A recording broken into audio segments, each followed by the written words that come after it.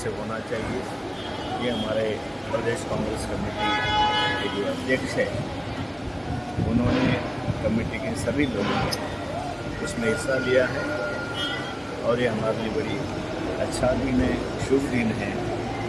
तो इसलिए आज प्रोग्राम होने जा रहा है, उसी के सिलसिले में मैं यहाँ पे आया। सर, कल सीएम ने एक स्टेटमेंट दिया है कि नॉर्थ गोवा का सीट 1 लाख के मार्जिन में और साउथ गोवा का सीट 60,000 के मार्जिन पे।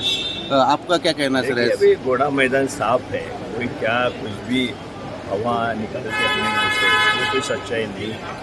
वो तो सीधे सीधे हमने तो एक सीट जीत लिया था और दोनों सीट कांग्रेस पार्टी अच्छे वोटों से जीतेगी, इतना मैं विश्वास करता हूं। नॉर्थ गोवा साउथ गोवा दोनों सीट पे आपको कॉन्फिडेंस 100% है? 100% कॉन्फिडेंस है, जीतेंगे, पार्लियामेंट जीतेंगे, उसके बाद असेंबली भी जीतेंगे।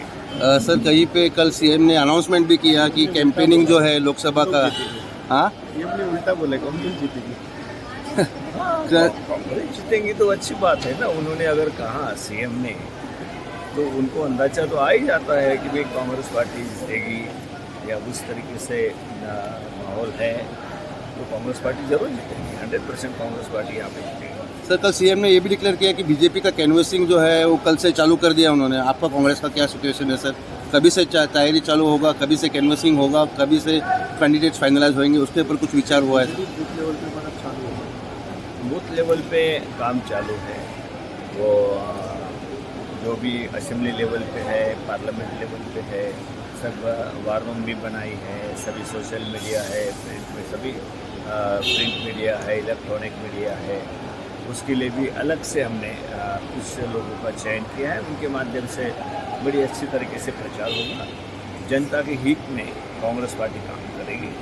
आपका ट्रैक रिकॉर्ड है सर, जहाँ पर आप आए हो कांग्रेस हमेशा जीत के आई हुई है, तो गोवा के लिए आपको मालूम है कि तेलंगाना जैसे प्रदेश में जहाँ 5 सीटें थी वहाँ 56-65 सीटें वहाँ पे कांग्रेस पार्टी जीती।